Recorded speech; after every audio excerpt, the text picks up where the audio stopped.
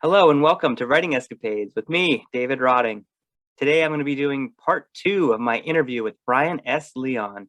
Brian is an author of 3 novels that are urban fantasy. He's also a former fishing guide, and he's got a military history and a history as an academic. He's a jack of all trades, as he says. So let's listen in to the rest of my interview with Brian S. Leon.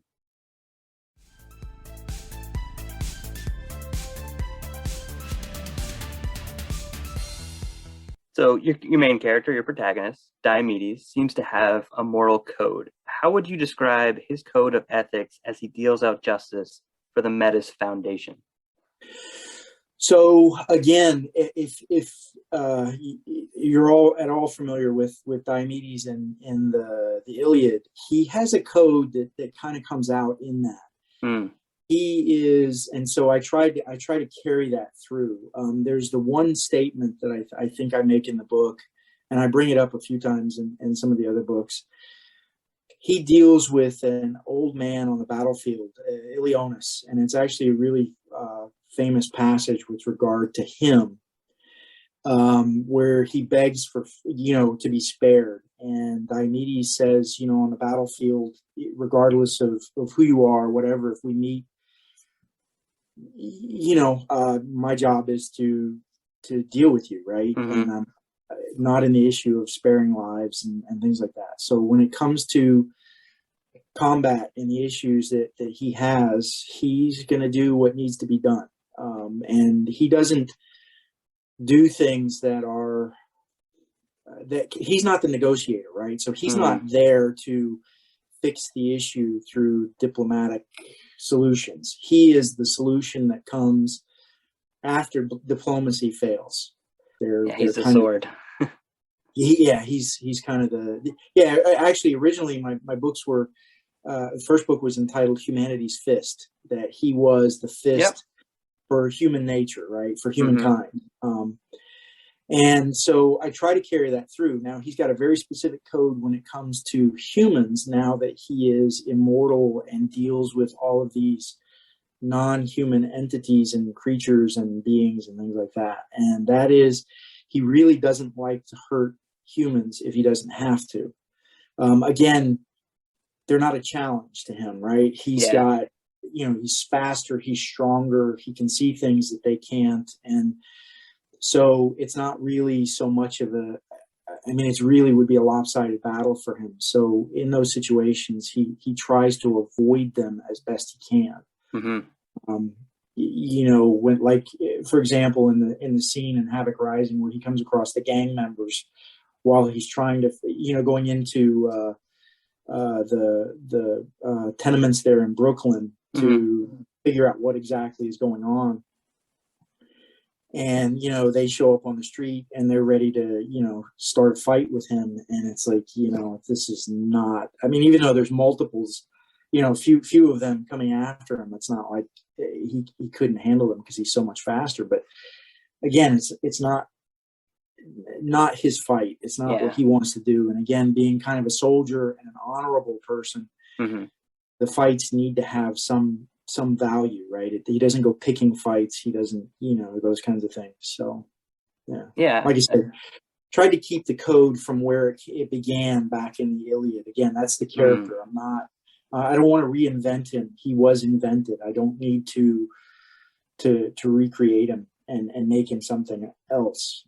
If I wanted to do that, I could have just created some character out of nowhere. But he is supposed to be this guy from the Iliad. So. I like that. I like that you're keeping him in the same mentality. He may be, like hundreds, thousands of years older now, but he's still kind of locked into his mentality, and he does at times kind of like, if the fight isn't fair, it seems like he's like, all right, I can run away from this or find another way to do it without having to use all my strength, which I thought you did very well. I think it was effective. So one of my favorite characters is Ned. He's just fantastic. And for the readers, Ned's introduced early as a water titan. That's correct, right? He's a water titan. Yeah. Water titan who probably has a ton of power, but he looks like Santa Claus and he seems to be pretty content just strolling the beaches as a beach bum. And hanging around the docks in a Hawaiian shirt, scrounging for beer and chips.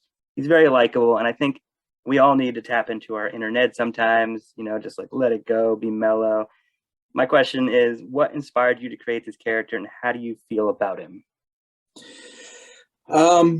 The inspiration, actually, although it's not a direct inspiration, was a real good friend of mine, a fellow fly fisherman. He's actually a legendary fly fisherman from out here on the West Coast, named Nick Curcione, who was the chair of the sociology department at Loyola Marymount for years, and is really kind of a mellow guy, right? I mean, it's a California attitude, mentality, kind of, it gets real intense about certain things, but by and large, it's like whatever. I could deal with it. I could do whatever. And Nick, grew up in Redondo Beach and spent a lot of time on the beaches and fishing and surf fishing and going down to Baja and that kind of stuff. And he doesn't look like Santa Claus. He doesn't, he doesn't have the big beer belly, and Nick isn't, kind of the beer swilling kind of guy. But as I started to get into this character, I needed to have somebody who was like completely opposite from Diomedes, kind of uptight, kind of not necessarily ramrod straight soldier, but kind of more he's kind of a foil to kind of like help him loosen up a bit, Yeah, and to kind of keep him on track, right? To put his head back on straight when he's overthinking, or when he's so embroiled or involved in the situation, or whatever the case is. I mean, the second book begins, with Ned kind of storming down the dock, and you can tell he's still got some of his power, because as he's storming down the dock, right, things are getting darker, and the seas are starting to pick up, and all these kinds of things. But again, at the same time, right, it's like, I kind of describe a little bit of where these godlike beings get their power from, is the power of belief. And somebody like Ned, nobody really believes in the Sea Titans anymore. So he's kind of foregone a lot of his power and strength to be that guy who's on the beach and really has no responsibilities and all the rest of that. And his character, Nereus, I call him Ned, is actually one of the original Titans from Greek mythology. So he actually predates the Greek gods. Oh, wow. And you could imagine, again, kind of putting him in this situation, knowing that nobody really worships those types of individuals or beings anymore. He wouldn't really be as strong as he could be. And of course, being connected to the water, he's really got to be very close to the water at all times, just to maintain, kind of who he is. And I'll tell you, working on a boat almost all my life, being around docks and everything from all over the Caribbean and everywhere else, there's a lot of guys like him out there. So it's not far to go to find somebody for inspiration to do that kind of stuff. But like I said, his relationship, Diomedes' relationship with Ned, is very much kind of my relationship with my buddy Nick, and then kind of taking that character and making him somebody that was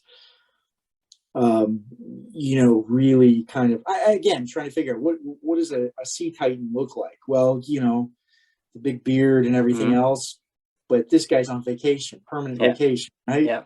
The Hawaiian shirt, drinking a beer, maybe a bit of a beer belly, and whatever kind of attitude, So I think if you're gonna live forever, you gotta kind of, you're gonna go through phases in your long life, and he's in that phase, at least at this time. He's just maybe like smooth sailing, retirement mode, but he does seem to dip in at key moments to help, as a supporting role.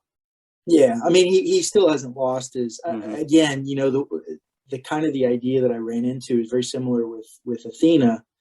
Is she could be off in whatever realm of the universe or multiverse or whatever, however you want to look at it, doing her own thing with her own types of beings, but for some reason they want to be here and they like where they're at, and so for them, protecting humanity and kind of working toward that and not upsetting. For Ned, it'd probably be mostly about not upsetting his balance. Yeah. right? So he doesn't want these conflicts because, you know, it's like harsh and is mellow, right? Yeah. So Yeah. I enjoyed him. He was probably my favorite character just because, yeah, I've also met that guy, and right, he's the fun guy to hang out with for a little bit, but you know, too much, you're like, all right, man, I gotta like get my life in order. right, yeah. So I guess moving as a segue, you and I are both seem to share the same passion for fishing and specifically fly fishing. So I kind of want to talk about that. I've seen on social media that you've been on some fishing trips, and I basically just would love to hear some of your recent tales. Yeah, so it's kind of always been the thing I've been connected to since I was a kid. You know, fished all over the world. Like I said, I was the editor of two fishing magazines for quite a while. Traveled a lot for those magazines and fished all over the place. I'm still advisory staff for, even though I'm not guiding anymore, for a number of tackle manufacturers. So I help design equipment and all Hmm. that kind of stuff. And my fiance is actually she's in the neighborhood of 14 world records on fly. That's awesome. Two new pending ones that we just she just got within the last couple of weeks. And so kind of what that's allowed me to do is to travel a bit more now that I'm with her.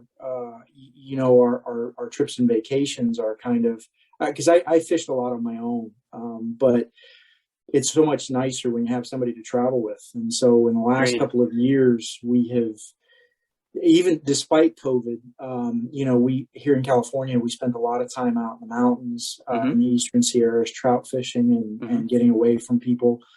And then when things started to get a little bit easier, we traveled to Belize to fish for permit and bonefish, Oh, that's awesome. and tarpon. Oh man, my And favorite. yeah, and then in the last 6 months, we went to the Bahamas. And I spent a lot of time as a kid in the Bahamas. I grew up spending a lot of time in the Bahamas. Caught my first fish on fly. It was a Mm. bonefish in the Yep. Bahamas.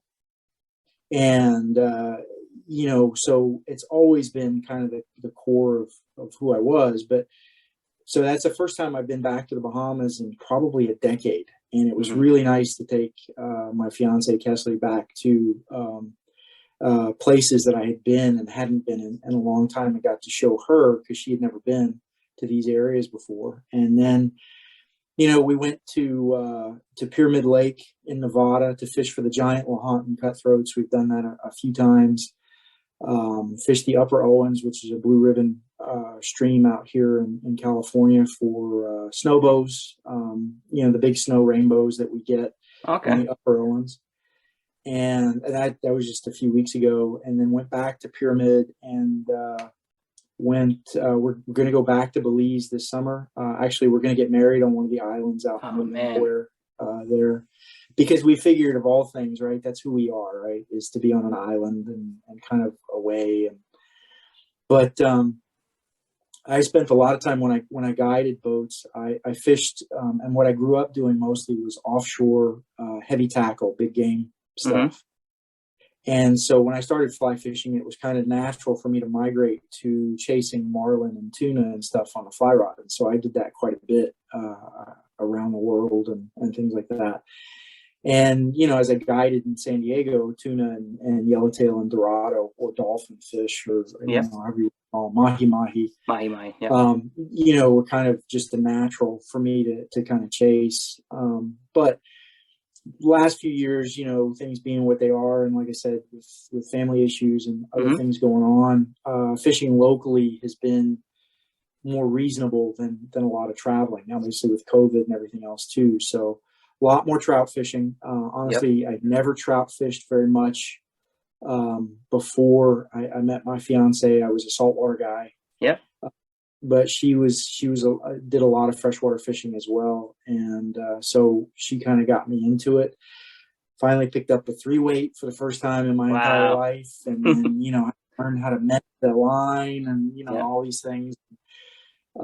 It's, you know, to me it's very different than chasing a marlin, right? You know, Absolutely. 16 weight, 3 weight, but it has its draw and it has its allure. And to me, it's a hard choice if you told me I was going to go throw dry flies for rising trout Mm-hmm. on a river in Montana, or if I could go down to Guatemala and chase sailfish. I would be tough to pick which one I would rather do.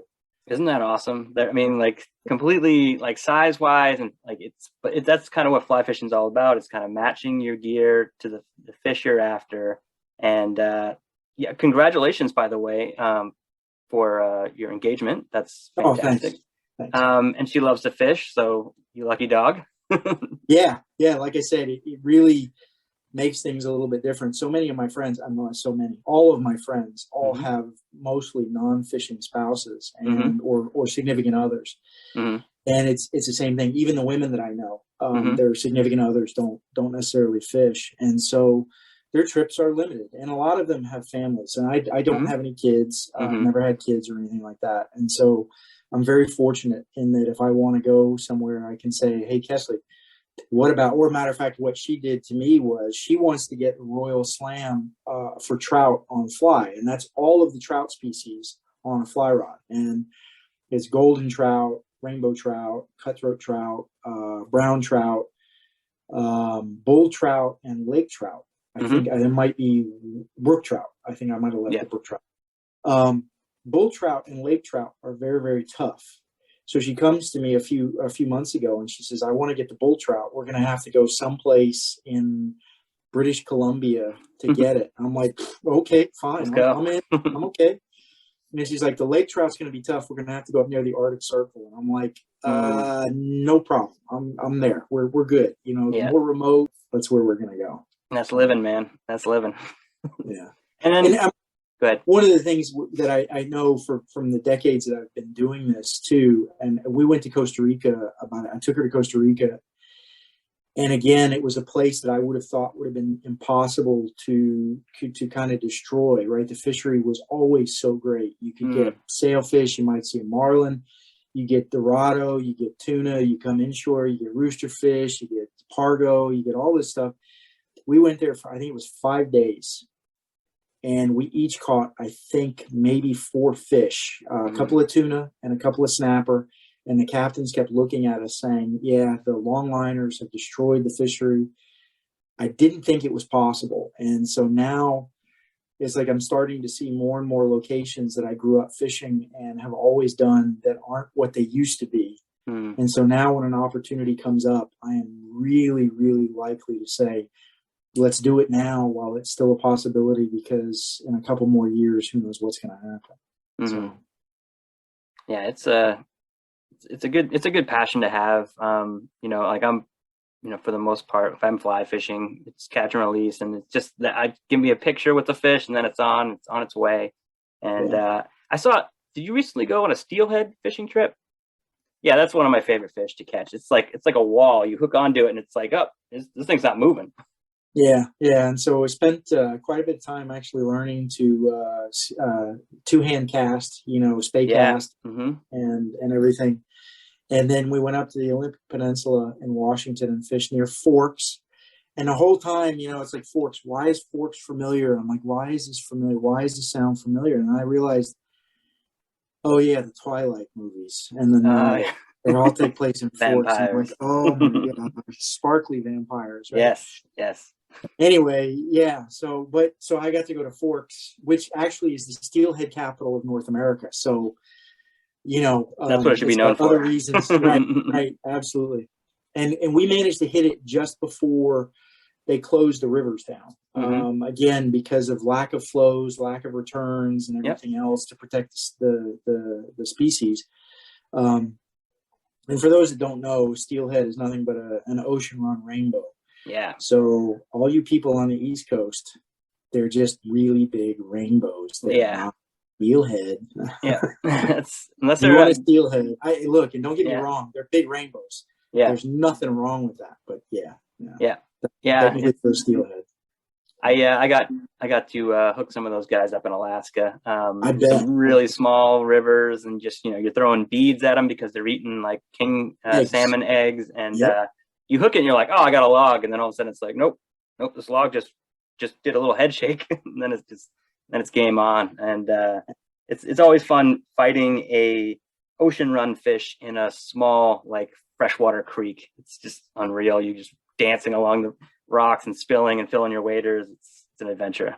Yeah, it's fun. I've got this guy that I told you about who kind of inspired my character Nick Cristiano. He was primarily a saltwater fly fisherman. Like I said, kind of a legendary guy, but he was telling me after I went up there, he's like, yeah, I can't remember the river he was on, but it was one of the bigger rivers in the Northwest. And he said, the guides are telling him, okay, you're going to make a cast and then you'll get it in, you'll strip the line in, and then you'll take a couple of steps to the right and you'll make another cast and you'll take a couple of steps to the right. He says, and so I was doing this, and he says, and I took a couple of steps and there was no bottom. Yep. And 600 yards downriver. Wow. And so, I'm sitting there thinking, oh, thank God we didn't, I never had that issue. I never had the problem. Yeah. That water's cold. Yeah. Right? Unreal. And so I can only imagine. And that, and the rivers that we were fishing on, the Bogachiel and the Ho and those rivers, those are big rivers. Those are big rivers. That's a lot of water. And I'm looking at the boulders and the trees that are there. And the guys that we're with are like, yeah, 8 months ago, those weren't there. The rains that came in December and all that stuff washed. Literally, one of these boulders is the size of a house. And it moved it about 300 yards downstream. And they're telling you, oh, yeah, the river used to be, where we're standing now, used to be dry last year. And the river ran over there. Now over there is dry, and the river is running right here now. And it's like, oh, my gosh, right? This is such a dynamic environment. You think of the ocean, which is what I grew up on, as a dynamic environment. But these big rivers, man, they are something else. And so, I tell people, fish generally don't live in ugly places. It's true. I like that. That's a good line. Yeah, I mean, when you're on a flat in the Bahamas or Belize or wherever, it's spectacular. And when you're on a river like, in the upper reaches of the Pacific Northwest or in Alaska, if you can't appreciate where you're at, whether or not you're catching fish, then you probably should take up golf or something else. I don't. Yeah. But, I agree. I like fish, like if I see some fish, that's cool, but really just getting out in nature, being like having your feet, in a passing stream or river, just like for me in Alaska, you'd see bears, you'd see moose, you'd see eagles, glaciers. It's like you just look around you and you're like, yeah, I'm doing all right. Like the world's okay, like this is all right. How can you and even then, right? If the world's not okay, at least I'm okay here, right? For your world right here. Yep.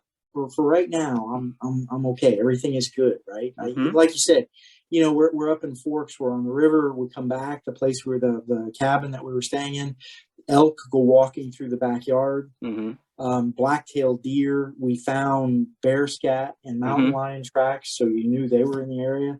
Again, it's like how can you not enjoy that, right? Yep. Just being in and around that, and then I get to go fish. And if I'm really lucky, I mean, steelhead fishing, right? Fish of 1,000 casts. 1,000 casts. Really lucky, I'll hook up, and I got lucky. We got a couple of fish that one day was, and you'll relate to this. One day was beautiful, bluebird skies, and the fishing stunk. Yep. Couldn't buy a bite. Nobody was catching anything. The next day, the clouds moved in. It was cold. It was miserable. It was drizzling rain. It would rain on and off, and everybody was catching fish. Yeah, they don't care.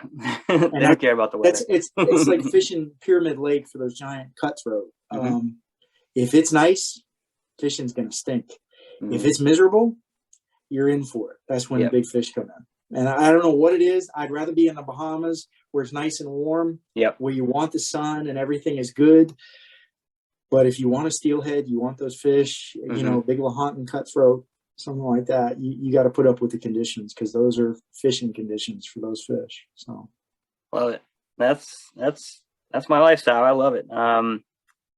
I will swing it back though for the writing stuff. Let's swing it back to what's next in your writing life. Do you plan to write more in the Metis Files universe? I know you said you were working on book 4. Is there a 5, 6 in the works? What are your projects?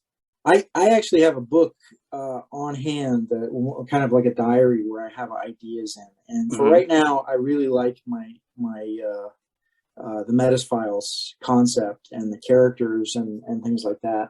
And so book 4, been talking about it for a couple of years now, and I apologize for dragging my feet on that one for anybody that cares. But it's mostly written. I just need to address some beta reader issues and then submit it. But I do have ideas in my head for probably at least another 7 or 8 books within the series. Like I said, things keep popping up, and I'm like, I can use that. Oh yeah, there's this, or something else, or it's always new things that come up. I mean, I remember a few years ago I was researching, and I don't know where it came up, but the Axeman murders in Louisiana, and that begins my 3rd book in 1919. An unsolved serial killer that went through New Orleans, and of course wrote a letter to the Times-Picayune, the local newspaper, and started talking about all these supernatural events. And what do you know? I have the whole premise for the 3rd book. So, you never know what I'm going to be reading or writing or looking at. Like I said, this death pillar, stone pillar in Japan that cracked open. How can you not use something like that as fodder? That's too good. Yeah. So, and I don't have to make it up, right? Again, this is stuff that comes out of things that really happen. Because, I could make stuff up. And again, in some cases you have to. You don't have a choice. But if you look around, and again, my research background, there's always things that I can dig into to come up with, real events mixed with supernatural explanations. And, there's my story right there. So, and the fact that I have 3,200 years of history, because, from the Trojan War to modern times, anything's game, right? I can talk about anything I want, any period of time, and pretty much anything. So I like it. I'm looking forward to continuing your Metis Files, and maybe I'll be able to catch up right when you hit book 4 done. But I know how it is. I know the game. It's easy to finish the thing, but really to finish the thing, it takes a while. So I know that. It's tough, and for a while for me it was, like I said, when I was doing it full time. Obviously it's easy when that's your job, but regular life gets in the way of everything. And I can only imagine for those writers out there who have kids and things like that, and they've got their job, their kids, their families, and all the rest of this. At some point it's like, those are the guys, I guess, that are people that are up writing at 3 o'clock in the morning trying to I can't even imagine. Honestly, cannot even imagine. Me either. So, I also don't have a family, so it's other than work and stuff like that, there's not as much to juggle. But I'm in a writing group, and there's some guys in it, and they've got 2 to 4 kids, and I'm just like, it's tough. Like I know they're so passionate about writing, but the time is not always our ally. So it's My last writing question is going to be: if Harvard called and said, Brian, we need you to teach one fiction writing class, what topic would you teach? I would probably talk about, again, how to pull in mythology and things like that, folklore and those kinds of stories, and how to kind of research them and how to kind of integrate them into a storyline where you're talking about potentially modern, so urban fantasy type stuff. I mean, the whole concept to me is really a pretty cool concept. I like high fantasy, don't get me wrong. Yeah, me too. Lord of the Rings, J.R.R. Tolkien, all George R.R. Martin, all of those kinds of things are great.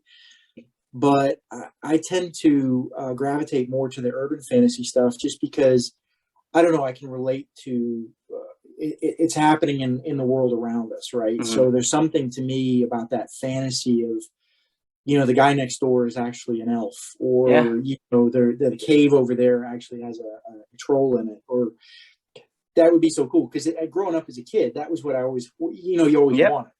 In southern Louisiana and in those places in the swamps, we had the rougarou and all that stuff, and of course you have Bigfoot and all the rest of that. And I always wanted those things to be real. So for me, I like being able to do that. But I also, I guess I would teach people kind of how to do the research on how to find, how you pull these things in and how to find out more about these creatures, so that again, because to me, making up so much of this stuff, I can only imagine that if I want to take a vampire, but I need to fit him into this situation, and he's got to do this, and because this is my story and I need it to fit in my story. That's tougher to me than writing a storyline and saying, oh, well, I've got this situation, and based on this mythology and whatever, this creature would probably fit in pretty well here because it does this and it does this. And in the third book, I have some underground sex clubs and things like that. Well, there's quite a few fae who actually, from their legends and mythology, deal with sexuality and seducing humans and all the rest of it. Well, heck, I don't have to invent anything. That stuff is already there, you know? So to me, it's just a matter of plugging in what ones work and what ones don't. But being able to figure out that mythology and researching that kind of stuff would probably be, and it's, like I said, if I didn't have a background in it, I probably would fumble at it a lot more than I do. So, well, I'd take that class. That sounds good. I'd love to know. I think it'd be fun. I would love to if any professors I ever had taught it. All right, Harvard, get on. Let's make it happen. Right. I took one course, I think, that was on vampires and werewolves, and it was actually a science class. And the professor, it was what they called a Jan term class. It was an intermittent class between semesters. It only lasted a couple of weeks, and they could teach whatever they wanted to. And the professor wanted to talk about the science of werewolves and vampires. And so it was kind of cool. But yeah, and if I had a professor that taught that kind of stuff, I'd be all over it. So yeah. Okay, wrapping up, I'll be sure to share Brian's website and book links in the episode description so listeners can pick up Brian's books. Is there any other social media or websites you want to share with readers?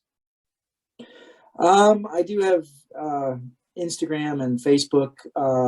Most of my Instagram is related to just personal stuff, kind of fishing and all the rest of that. And then my Facebook, I do have a Metis Files page specifically for the book. And I'll admit that I'm lax with regard to keeping up with that. I should do a better job, but I'll post stuff related to mythology and folklore and stuff on there, and then obviously stuff related to my books. It's I think it's at the Metis Files is my Facebook feed, and of course, as far as the Instagram and the Facebook, it's at Brian S. Leon. So.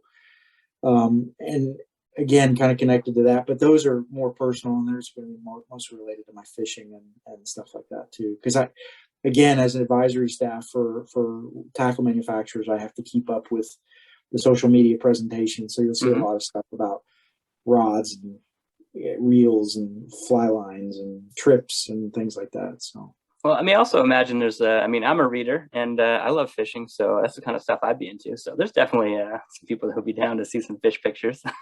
Yep. All right. Well, I really want to thank you again, Brian, for coming on Writing Escapades. It was great to meet you. And it's great to meet you in person here. Yeah, I appreciate it, David. And it was good to meet you too. So I very much appreciate the opportunity. Awesome.